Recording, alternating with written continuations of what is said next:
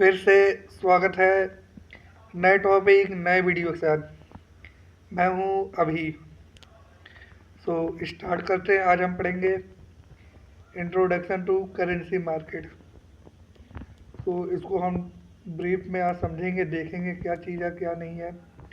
सो without wasting time let start. सबसे पहले welcome to forex. I forex drive into release of forex where currency are traded around the clock. The vibrant market offer endless opportunities for traders and investors alike.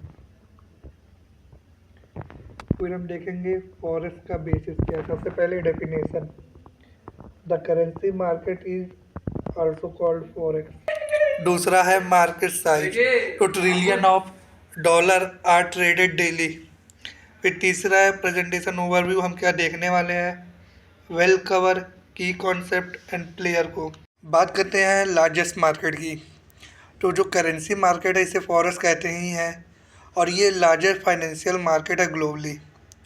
इसमें कई trillion dollar यानी approx 6 to 7 trillion dollar का trade होता है daily का। यानी जितनी India की जीडीपी नहीं है उससे ज़्यादा तो इस मार्केट में ट्रेड ही होते हैं। आप लोग समझ ही सकते हैं कि कितना खतरनाक मार्केट है।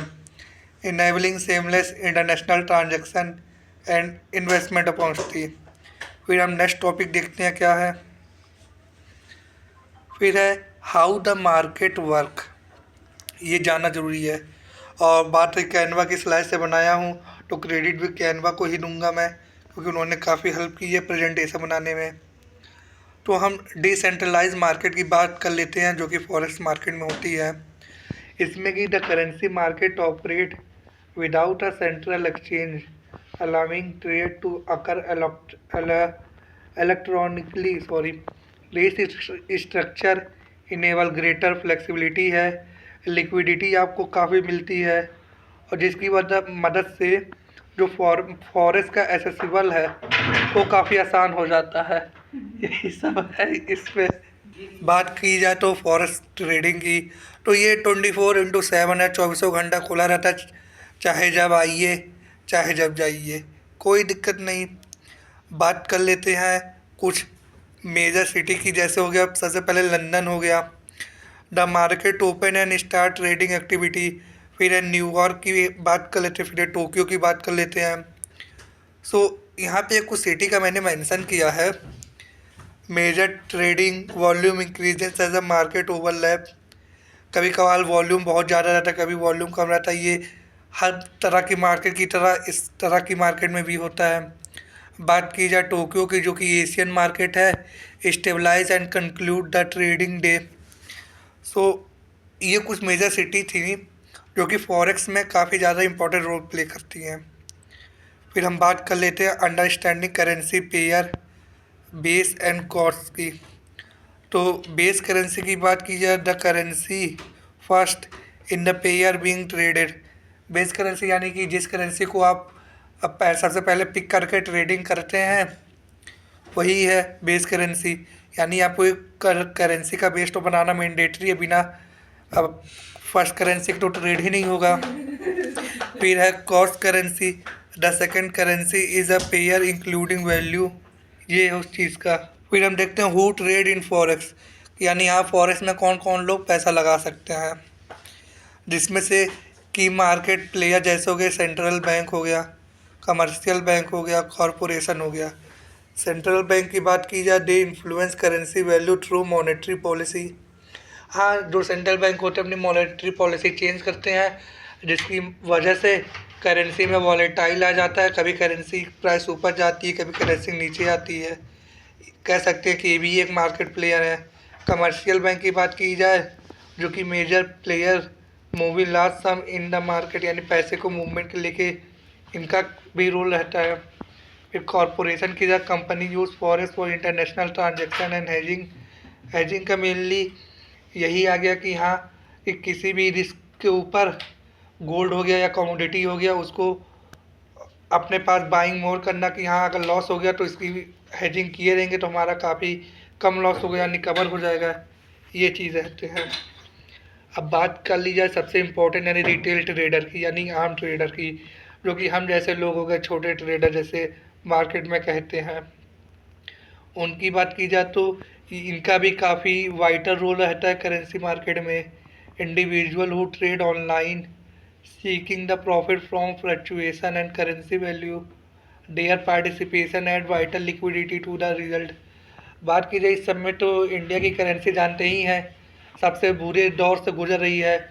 90 रुपीज़ हो गया, $1 90 हो गया है। और यही 14 में सरकार कहती थी करेंसी ऐसे नहीं गिरती है, हम जानते हैं कैसे उठेगी। आज आप लोग देख ही रहे हैं। तो इसमें भी आप अपना गेम खेल सकते हैं। करेंसी का अगर 90 जा रहा है, 95 जा रहा है, आप डॉलर खरीद लीजिए। डॉलर मजबूत हो रहा है यानी बाद में आप करेंसी बेच दीजिए। सो आप स्पेकुलेशन कर सकते हैं, हेजिंग कर सकते हैं, काफ़ी ऑप्शन है। मैं कोई सेबी रजिस्टर नहीं हूँ तो कोई एडवाइस भी नहीं दे सकता है, लीगल नहीं है। बस मैं एजुकेशन पर्पज़ के हिसाब से बता रहा हूँ। आप कर सकते हैं, मार्केट ओपन है, 24/7 है, आपके ऊपर है। फिर हम देखते हैं why the currency market matter. अब ये मैटर क्यों करती है, सब कुछ देख ही रहे तो ये भी देख ही लेते हैं। बात की जाए global importance of the currency market की, सबसे पहले हम देखते हैं international trade. The currency market facilitate global commerce by enabling business to convert currency, make it easier buy and sell good across border। International trade की बात की जाए तो किसी भी कंट्री के लिए सबसे इम्पोर्टेंट होता है। एक्सपोर्ट इंपोर्ट हो ही ना तो करेंसी का कह सकते कोई मतलब ही नहीं है। अब बात की जाए करेंसी कन्वर्ट की बिजनेस रिलेटेड तो हम एग्जांपल ले लेते हैं JLR का, जिसकी जो टाटा ग्रुप की है, लंदन में बिजनेस करती है। करेंसी का फ्लक्चुएशन आता है तभी आप बैलेंस शीट खोलिएगा टाटा मोटर्स में, देखिएगा वहाँ पे एक नीचे लाइन लगी रहती है बैलेंस शीट में कि हाँ जो करेंसी की वजह से काफ़ी बार लॉस आ जाता है, कभी प्रॉफिट आता है, वो शो होती है उसकी एंट्री, आप आसानी से समझ सकते हैं। फिर बात करते हैं इन्वेस्टमेंट की। हाँ भैया, अगर एक ही देश में बनाए खाए पिएंगे तो बाहर के देश क्या करेंगे। यानी एक जगह आप अगर मार्केट में हैं तो कुछ समय बाद वो मार्केट पूरी तरीके से आपके कैप्चर में जाती है, फिर आप उतना सामान नहीं बेच पाते, यानी वो लिमिट क्रॉस हो जाती है। अगर आप 100 रुपये हैं, 100 लोग हैं एक मार्केट में तो आप मैक्सिमम 50 60 100 लोगों तक ही बेच सकते हैं, यानी वो कंसनट्रेट रहते हैं। बात की जब ग्लोबल इन्वेस्टमेंट की, अगर आप बाहर इन्वेस्टमेंट करते हैं तो और मार्केट को आपको वो एक्सेस मिलता है, जिसकी वजह से ये भी काफ़ी इम्पैक्ट रहता है इन्वेस्टर के लिए कि हाँ खुद के कंट्रीज में करके बाहर भी कर लें। हेजिंग मैंने पहले ही बता दिया कि करेंसी रिस्क को प्रोटेक्ट करने के लिए हेजिंग होता है। आप इसको गोल्ड में भी कर सकते हैं, सिल्वर में भी कर सकते हैं, आप अपने हिसाब से कर सकते हैं। फिर हम देखते हैं अंडरस्टैंडिंग करेंसी पेयर।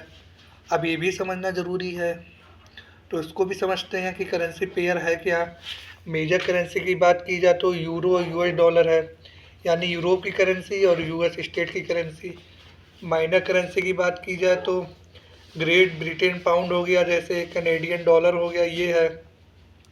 और एक्जॉटिक पेयर की बात की जाए जो इमर्जिंग मार्केट है, जैसे यहाँ पे THB लिखा है, यानी ये थाईलैंड की करेंसी है और US डॉलर की हो गई। इंडिया की भी करेंसी कह सकते हैं हम,